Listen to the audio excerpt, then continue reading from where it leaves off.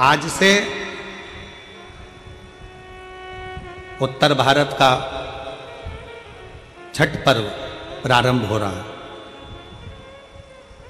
संपूर्ण देश विदेश में, संपूर्ण भारत में छठ पर्व की बड़ी महत्वता है। दुनिया के सारे व्रत 12 घंटे, 13 घंटे, 14 घंटे, 15 घंटे, 18 घंटे, 20 घंटे, 24 घंटे के होते हैं, पर भारत की भूमि का, सूर्य की उपासना का, षष्ठी माता की, छठ माता की उपासना का ये छठ पर्व 36 घंटे का व्रत होता है। 36 घंटे का व्रत होता है। सारे व्रत 24 घंटे के, 12 घंटे के, 18 घंटे के, पर षष्ठी का व्रत, छठ माता का व्रत 36 घंटे का होता है। आज से माता छठ की पूजन चालू होती है और ये पूजन होते होते होते होते चलते चलते धीरे धीरे धीरे धीरे फिर छठ पूजन तक पहुंचती है। डूबते सूरज को अर्घ देना, फिर उगते सूरज को अर्घ देना, मां षष्ठी का व्रत करना। कितनी प्रसन्नता है। ये छठ का पर्व, ये छठ की उपासना, ये उत्तर भारत के बिहार, उत्तर प्रदेश में जहां जहां पर छठ की पूजन करने वाले भक्त रहते हैं, वो ये दिखाते हैं कि छठ पर्व की परिभाषा क्या है। हम अपना दुकान, मकान, काम, व्यापार, पूरा शहर छोड़कर हम छठ मनाने के लिए ट्रेनों में बैठकर, बसों में बैठकर अपने गांव चले जाते हैं। हम अपनी एकता का प्रतीक देते हैं कि हमारा छठ पर्व हमें एकता सिखाता है। हमारा छठ पर्व हमें एकता सिखाता है। मैं संपूर्ण देश के, भारत की भूमि के संपूर्ण सनातनियों को और सभी सनातन धर्मियों को खूब प्रेम से छठ पर्व की बहुत बहुत बधाई देता हूं, जो आज से प्रारंभ हो रहा है और जिस पर्व की पूजन उत्तर भारतीय बड़े प्रेम से करते हैं। बहुत बहुत सारे। हमें एकजुटता दिखाना। मेरे शंकर भगवान अपनी गोदी में कार्तिकेय जी को रखे हैं, मेरे शंकर भगवान अपनी गोदी में स्वयं श्री गणेश जी को रखे हैं, मेरे शंकर भगवान अपनी गोदी में अशोक सुंदरी को रखे हैं, मेरे शंकर भगवान अपने तन पर अपनी 5 बेटियों को भी धारण कर कर रखे हैं, जया, विषहरा, शामली बारी, दौतली, देव। मेरे शंकर भगवान अपने गले में वासुकी नाग को धारण कर कर रखे हैं। मेरे शंकर भगवान जिस चंद्र को दक्ष प्रजापति ने श्राप दे दिया था, काया का रोग हो गया था, उस चंद्र को अपने मस्तक पर धारण कर कर रखे हैं। मेरे शंकर भगवान स्वयं माता जगत जननी जगदम्बा को अपने नजदीक में बिठा कर रखे हैं। मेरे शंकर भगवान धर्म रूपी बेल को अपने पास में रखे हैं। मेरे शंकर भगवान अपने संपूर्ण परिवार को अगर देखेंगे तो सबको जोड़कर एकजुट होकर शंकर भगवान ये दिखाते हैं कि अगर आप एकजुट होकर रहोगे तो दुनिया में किसी की सामर्थ्यता नहीं है कि तुम्हारा बाल बांका कर ले। तुम्हारी एकजुटता होना चाहिए। उसको धन्यवाद कहो। शंकर का संवाद करा, शिव तत्व करा।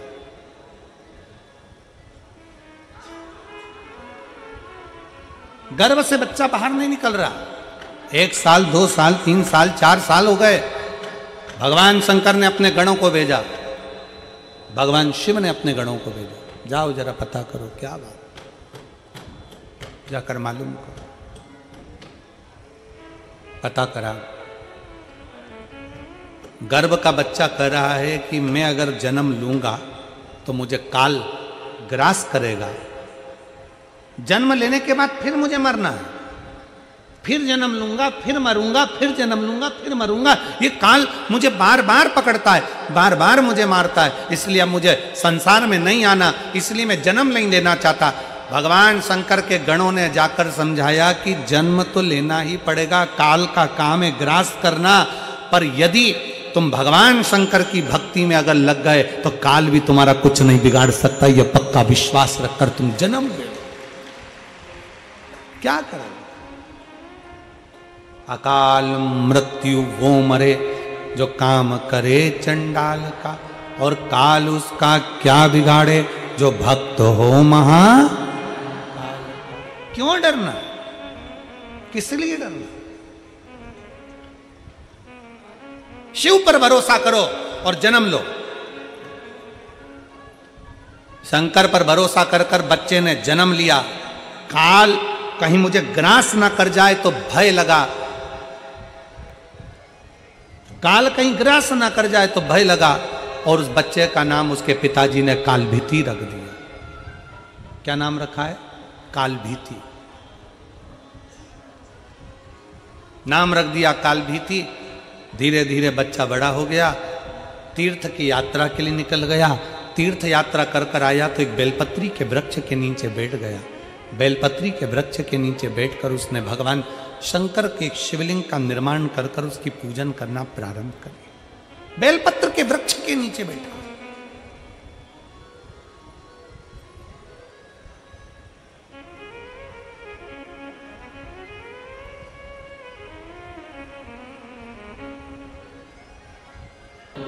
भगवान शंकर की कथा कहती है, भगवान शंकर का संवाद कहता है, पूरी पृथ्वी पर 20,600 पवित्र नदियां हैं। पूरे संसार में भारत की भूमि पर, पूरी पृथ्वी पर 20,600 पवित्र नदियां हैं। आप में से कितनी माताएं बैठी हैं, कितने भाई बैठे हैं, कितनी जीजियां, कितने जीजा, कितने बेटियां, कितने बेटे बैठे हैं जिन्होंने 20,600 पवित्र नदी का स्नान करा? 20,600 नदी का स्नान जिसने करा, किसी ने करा? नहीं। कोई हमसे पूछे तो हम भी मना कर दे। अजब।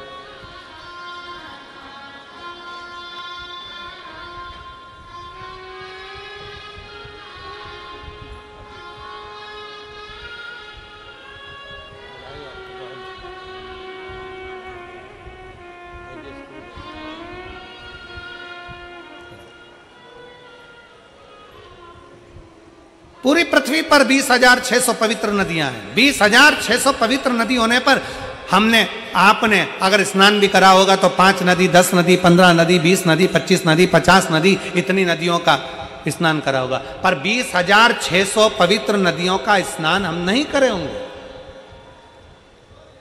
और हो सकता है फरीदाबाद की जीजियों ने कर लिया हो तो बात दूसरी।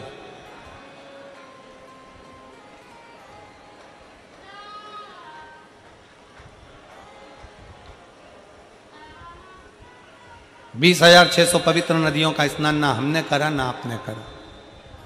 पर शिव महापुराण की कथा कहती है, शिव तत्व कहता है, शंकर भगवान की कथा कहती है, स्कंद पुराण कहती है कि 20,600 नदियों का स्नान अगर संसार के लोग एक साथ ना कर पाए तो किसी बेलपत्री के वृक्ष के नीचे बैठकर उस बेलपत्री को जल समर्पित कर कर उसी के जल का सींचन अगर अपने मस्तक पर कर लेता है तो 20,600 नदियों के पवित्र स्नान का फल उसको तुरंत प्राप्त हो जाए।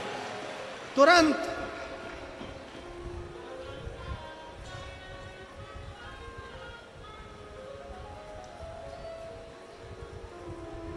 अब कोई हमसे पूछे कि तुमने 20,600 नदियों का स्नान करा है तो हम कह देंगे हाँ हमने करा है। और आप में भी कई जीजियां बैठी हैं, कई जीजा बैठे हैं जो बेलपत्री के पेड़ के नीचे जल चढ़ाने गए होंगे। बोलो बोलो कौन कौन गया है, जरा गए हो ना? तो अब तुमसे कोई कहे ना कि तुमने 20,600 नदियां हैं भारत की भूमि पर, 20,600 पवित्र नदियां हैं भारत की भूमि पर, तुमने उसमें स्नान करा? तो बिल्कुल छाती ठोक कर कहना हाँ हमने 20,600 नदियों का स्नान करा है। कब करा? तो कहना बेलपत्री के वृक्ष के नीचे जल चढ़ाया, उसी जल को अपने ऊपर छींट लिया, मतलब 20,600 नदियों का स्नान हमारा उसी पल उसी घड़ हो गया, उसी घड़ी हो गया।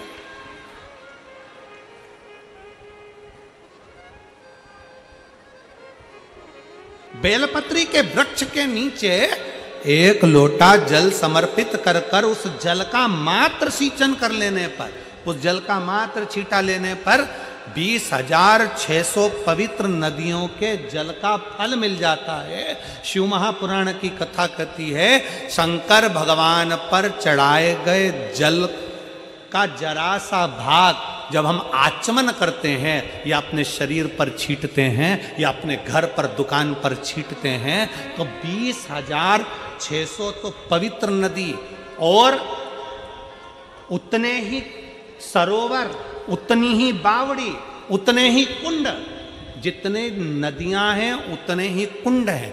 20,600 कुंड, 20,600 बावड़ी, 20,600 तालाब, 20,600 पोखर, ऐसे ना जाने कितने पवित्र पवित्र कुंड, ना जाने कितने कितनी बावड़ियां, ना जाने कितने कितने सरोवर, ना जाने कितने कितनी नदियां। शिव महापुराण की कथा कहती है बेलपत्री के वृक्ष के नीचे चढ़ाए गए जल का छींचन करने से 20,600 नदियों के स्नान का फल मिल जाता है, और शंकर भगवान पर चढ़ाए हुए जल का आचमन कर लेने से या अपने ऊपर छींट लेने से, घर पर छींट लेने से सारे पृथ्वी के जितने कुंड, बावड़ी और नदियां हैं सबके फल हमें उसी क्षण प्राप्त हो जाते हैं, उसी क्षण प्राप्त हो, उसी पल प्राप्त हो।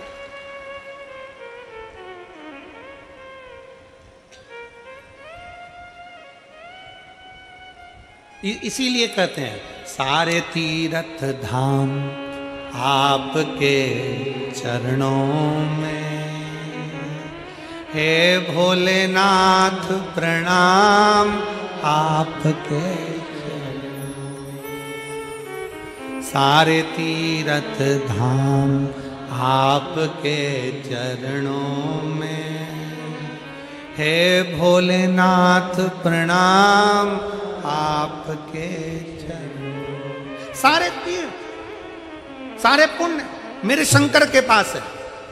33 कोटि देवता शिव के पास।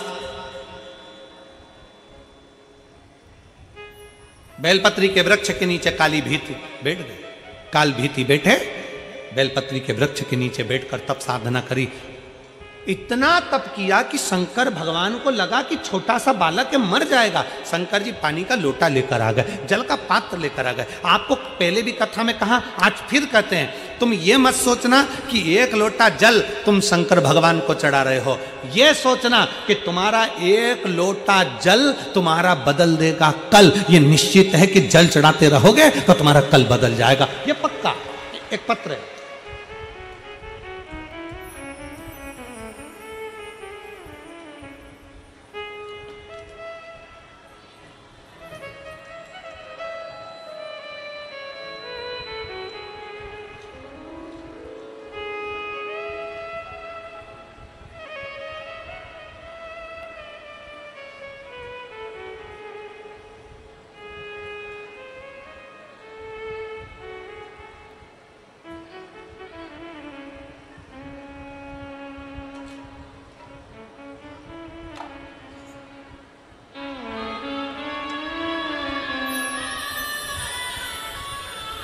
मेरा नाम निधि युग है। मेरा नाम निधि युग है। पति का नाम सुमित निधि चुग है और पति का नाम सुमित चुग है। मैं मालवीय नगर दिल्ली की निवासी हूँ। कहीं बैठी हो तो आ सकती हैं, अगर बैठी हो तो हाथ हिला सकती हैं। अगर कहीं बैठी हो तो हाथ हिलाएं, और अगर आई हो तो व्यासपीठ के पास में बेलपत्र लेने के लिए आए। पत्र को आप लोग टीवी के माध्यम से, एलईडी के माध्यम से पढ़ सकते हैं। मेरा नाम निधि चुग है, पति का नाम सुमित चुग है। मैं मालवीय नगर दिल्ली की निवासी हूं। मेरा मोबाइल नंबर ये है। मैं दीदी को धन्यवाद दूंगा। हर पत्र में लोग एक मोबाइल नंबर लिखते हैं, आपने 2 मोबाइल नंबर लिखकर भेजा है, उसके लिए धन्यवाद। मेरा 2 मोबाइल नंबर है। मैं भोले बाबा का क्या वर्णन करूं गुरुदेव। मेरी एक 6 साल की बेटी है जिसका नाम दिव्यांशी चुग है, जिसको 13 जून 2024 को मुंह का वायरस हो गया। मुंह का वायरस हुआ, जिसके नाम कई लोग उसको पैरालिसिस कहते हैं, कई लोग उसको बहुत सारी चीजें बोलते हैं गुरुदेव। उसके कारण मेरी बेटी का मुंह पूरा की पूरा टेढ़ा हो गया। मेरी 6 साल की बेटी का पूरा चेहरा, पूरा मुख टेढ़ा हो गया गुरुदेव। ना वो बोल पाती, ना वो खा पाती। पूरा की पूरा चेहरा उसका पैरालिसिस में टेढ़ा हो गया। ये ऐसा एक वायरस है गुरुदेव, डॉक्टर ने कहा ठीक हो जाए तो हो जाए, और नहीं तो बहुत मुश्किल होता है कि कोई ठीक हो। ये वो वायरस। मेरी बेटी का पूरा चेहरा टेढ़ा हो गया, मुख टेढ़ा हो गया। डॉक्टर की बात सुनकर हम सब रोने लगे। बड़ी टेंशन में आ गया पूरा घर। बेटी का टेढ़ा मुंह देखते स्कूल कैसे जाएगी। 3 साल बेटी को ऐसे ही टेढ़े चेहरे पर, गुरुदेव 3 साल से आपकी कथा सुन रही हूं और टेढ़ा चेहरा देखकर बेटी को बड़ा दुख होता कि ये क्या करेगी। 13 जून 2024 को ये घटना हुई। हम उसको सारे डॉक्टरों को दिखा दिए पर उसका चेहरा ठीक नहीं हो रहा। पूरा होम्योपैथिक आयुर्वेदिक सारा इलाज करवा लिया पर चेहरा टेढ़ा ठीक नहीं हो रहा। अब करें तो करें क्या। तब किसी ने कहा, टीवी पर कथा आती है, आस्था चैनल पर शिव महापुराण की कथा आती है, अब सुनो। हमने आसन लगाकर हमारी बेटी को बिठाया, कथा सुनाना प्रारंभ करा और शंकर भगवान पर चढ़ा हुआ जल हमारी बेटी के चेहरे पर लगाना प्रारंभ करा। बेलपत्री बेटी को खिलाना प्रारंभ करी, बाबा का नाम स्मरण करना प्रारंभ करा। बेटी को श्री शिवाय नमस्तुभ्यम लिखकर दे दिया। वो धीरे धीरे मुख से बोलती। रोज शंकर जी पे चढ़ा हुआ जल हम हमारी बेटी के स्नान में भी लगा देते, उसके पूरे शरीर पर लगा देते, उसके स्नान की बाल्टी में डाल देते, पानी से नहला देते। आज मैं बेटी को लेकर यहाँ आई, बाबा ने ऐसी कृपा कर दी गुरुदेव कि डॉक्टर तो मना करे थे पर मेरी बेटी का पूरा चेहरा ठीक कर दिया बाबा ने। मैं बाबा को यहाँ धन्यवाद देने के लिए आई, मैं शिव को प्रणाम करने के लिए, मैं शंकर को प्रणाम करने के लिए। भगवान नारायण करे 4 भगत भूखे, ब्रह्मा जी करे 4 भक्त भूखे। शंकर भगवान मुस्कुरा दे, शिव मुस्कुरा दे, शंकर मुस्कुरा। ये जिंदगी का सबसे सुंदर पल होता है, पत्नी चिढ़कर बोले और पति मुस्कुराकर उत्तर दे दे। पति चिढ़कर बोले, पत्नी मुस्कुराकर उत्तर दे दे। सास चिढ़कर बोले, बहू मुस्कुराकर उत्तर दे दे। बहू चिढ़कर बोले, सास मुस्कुराकर उत्तर दे दे। माता पिता चिढ़कर बोले, बच्चे मुस्कुराकर उत्तर दे दें। बच्चे चिढ़कर बोले, माता पिता मुस्कुराकर उत्तर दे दें। तो समझ लेना कि जिंदगी की सारी जीत तुमने हासिल कर ली, सारी जीत। आज के जमाने में सब कुछ है, बड़ी बड़ी नौकरी कर रहे हैं, बड़े बड़े पद पर बैठे हैं, बड़ी बड़ी प्रतिष्ठा पाकर बैठे हैं, बड़े बड़े संत बनकर बैठ गए, साधु बनकर बैठ गए, तपस्वी बनकर बैठ गए, बड़े बड़े महात्मा संत सब बनना सरल है। बड़ी सन्यासी बन सकते हो, तपस्वी बन सकते हो, साधु बन सकते हो, बड़े कथाकार बन सकते हो, बड़े बड़े मिनिस्टर पद पर जाकर बैठ सकते हो, बड़े बड़े मंत्री बनकर बैठ सकते हो, बड़े बड़े अधिकारी बनकर बैठ सकते हो। आज के जमाने में सब संभव है पर एक चीज संभव नहीं है। आज के जमाने में एक चीज संभव नहीं है, वो है सहनशीलता। आज के जमाने में एक चीज संभव नहीं है, सहनशीलता। पति ने कुछ बोला, पत्नी सह नहीं सकती। पत्नी ने बोला, पति सहनशील नहीं है। बच्चों ने कहा, माँ बाप सहनशील नहीं है। माँ बाप बोले, बच्चे सहनशील नहीं है। सास ने बोला, बहू सहनशील नहीं है। बहू ने बोला, सास सहनशील नहीं है। कोई सहता नहीं है। कोई ने बोला, हटकर जवाब दिया, पलटकर जवाब दिया, कुछ ना कुछ भेदभाव ले लिया। सहनशीलता हमारे भीतर से चली गई और जब सहनशीलता चली जाती है तो व्यक्ति धीरे धीरे क्रोध करना प्रारंभ करता है, चिड़चिड़ होना प्रारंभ करता है और एक दिन व्यक्ति अपने शरीर को ही बर्बाद कर कर एक दिन रस्सी पर टंग जाता, कहीं मर जाता, सह नहीं पाता। सहनशीलता चली। बड़े बड़े प्रवचन देने वाले प्रवचन देते हैं, बड़े बड़े मीडिया वाले बड़े आनंद से प्रवचन का लाभ भी लेते हैं और कहते हैं कि बहुत बड़े संत, बहुत बड़े साधु, बड़े बड़े सन्यासी, तपस्वी, कथाकार, वक्ता, बड़े बड़े मिनिस्टर, मंत्री, संतरी, कलंतरी सब मिलते हैं। और सहनशील होना सबसे कठिन काम है। ये दुनिया का सबसे कठिन काम है, सहनशीलता। कोई चिढ़ कर बोले तुम मुस्कुरा कर उत्तर दे दो, समझ लेना कि तुमने जगत पर जीत हासिल कर ली है। तुमने जगत पर जीत हासिल कर ली। मुस्कुरा कर उत्तर दीजिए। शंकर भगवान से कहा, भोले बाबा आप विश्वनाथ कहलाते हो, आपके 4 भक्त पृथ्वी पर भूखे हैं, विश्व का भरण पोषण करना तुम्हारी जवाबदारी है, संसार में कोई भूखा ना रहे इसकी जवाबदारी तुम्हारी है, और 4 भक्त भूखे। शंकर भगवान ने पूछा नारायण से, आपको किसने कहा? कहा लक्ष्मी ने। ब्रह्मा जी से पूछा, आपको किसने कहा? ब्रह्माणी ने। कौन भूखा है? इतने में ब्रह्माणी, लक्ष्मी और पार्वती तीनों ने कहा, एक डिब्बी के अंदर 4 चींटी भूखी है और आप भोजन कर लिए।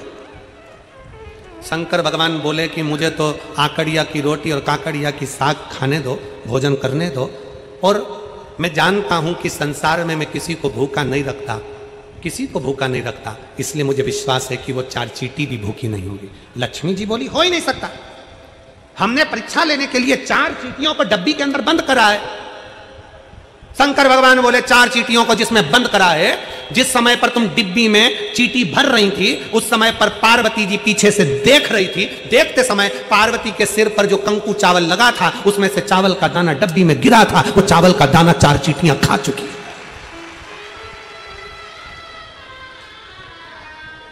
वो डब्बी में चावल का दाना, कंकु का चावल का दाना, रोली का चावल का दाना उस डब्बी में गिरा था। वो चींटियां चावल का दाना खा चुकी हैं, उनका पेट भरा चुका है। शंकर भगवान के शब्द सुनकर नारायण ब्रह्मा ने हाथ जोड़ लिए, विश्वनाथ की जय हो, दुनिया का पालन करने वाली जय हो, दुनिया का पालन करने वाला विश्वनाथ शंभु है। वो दुनिया का भरण पोषण करने वाला। एक पत्र है, देख।